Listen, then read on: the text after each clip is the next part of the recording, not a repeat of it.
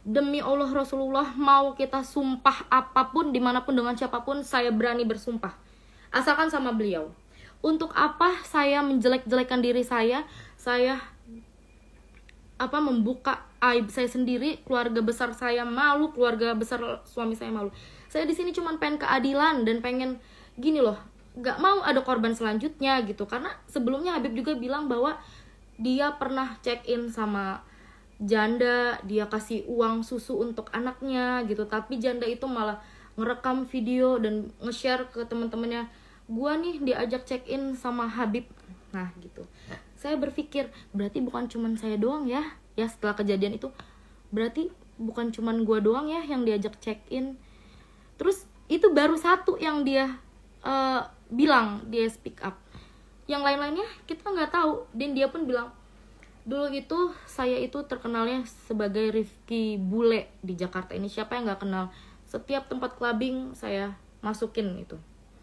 Jadi sekarang kita bukan cerita lagi masa lalu ya, saya juga pendosa masa lalu saya, kalian juga kurang lebihnya tahu saya itu masa lalunya seperti apa, kalian tahu.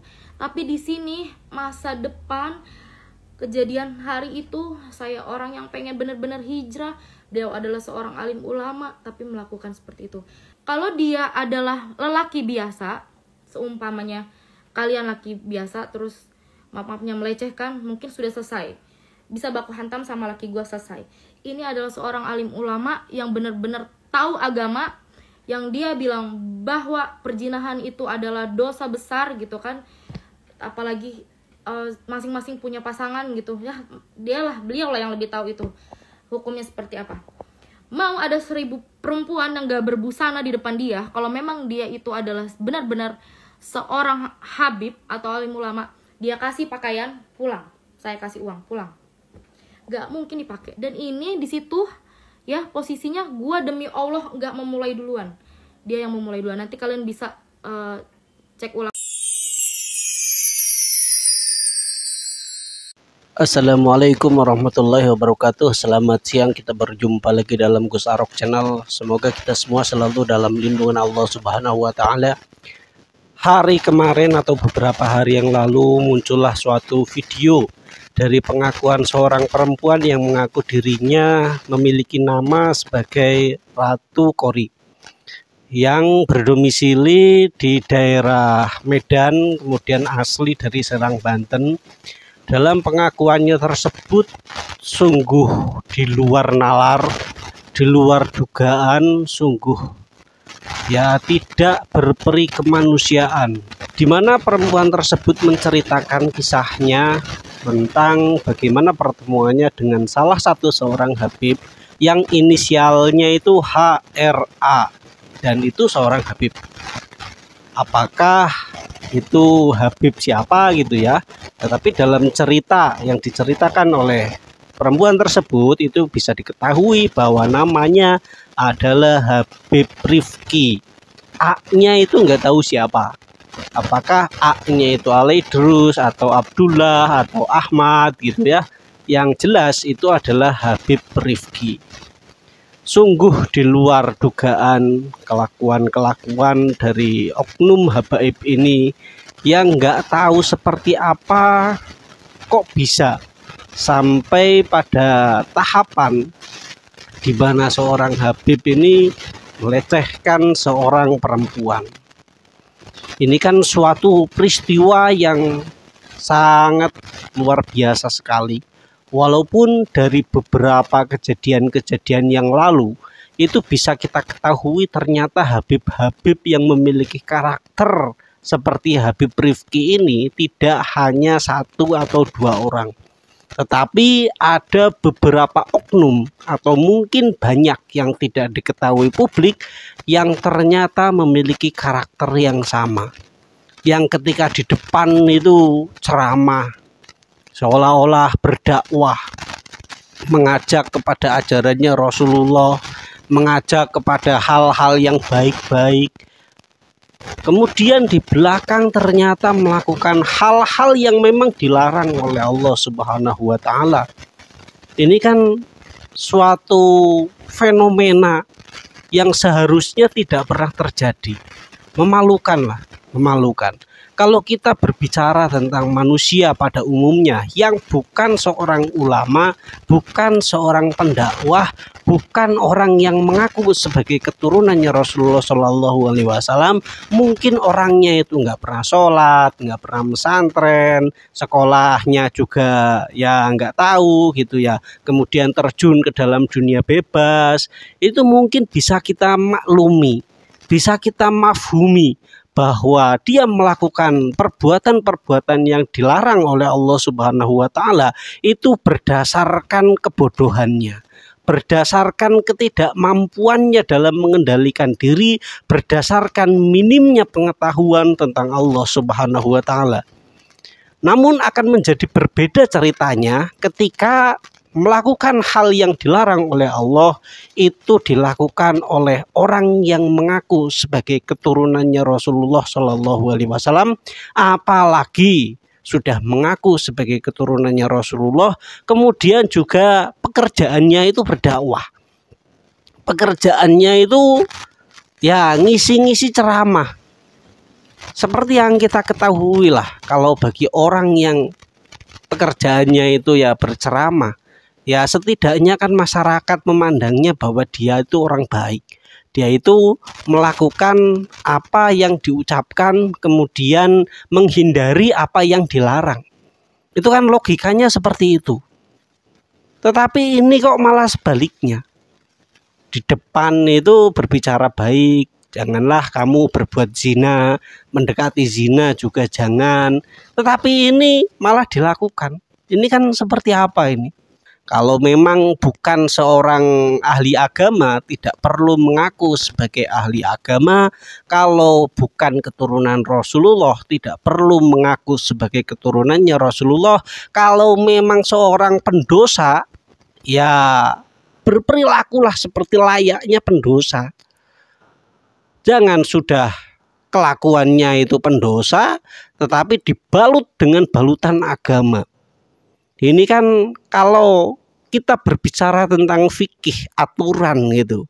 Orang yang melakukan dosa, yang dia itu tidak memiliki embel-embel sebagai ahli agama, dia tetap melakukan dosa besar. Zina itu dosa besar. Tetap dia memiliki dosa yang besar konsekuensinya.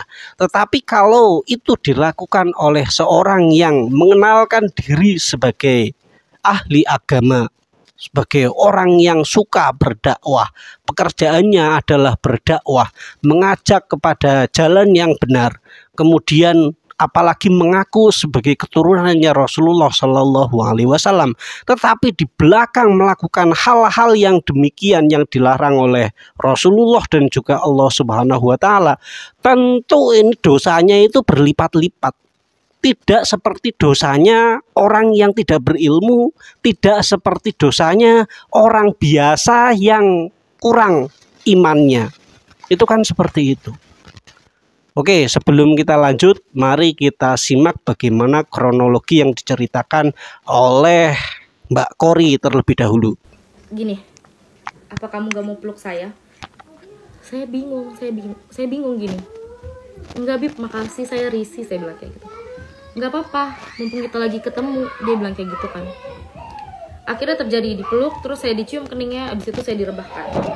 Sebenarnya gini ya, saya tuh nggak mau menceritakan detailnya, karena itu kalau misalkan dibutuhkan untuk suatu saat nanti dibutuhkan untuk di proses hukum atau bagaimana, baru saya ceritakan. Jadi kalau untuk dikonsumsi publik ini, saya nggak mau menceritakan detailnya. Yang pasti terjadilah gitu. Saya juga sudah 3 kali penolakan. Saya bilang penolakannya dalam bentuk seperti ini ya. Saya bilang kan saya risih, tidak mau, jangan sampai gitu. Saya bertanya seperti ini.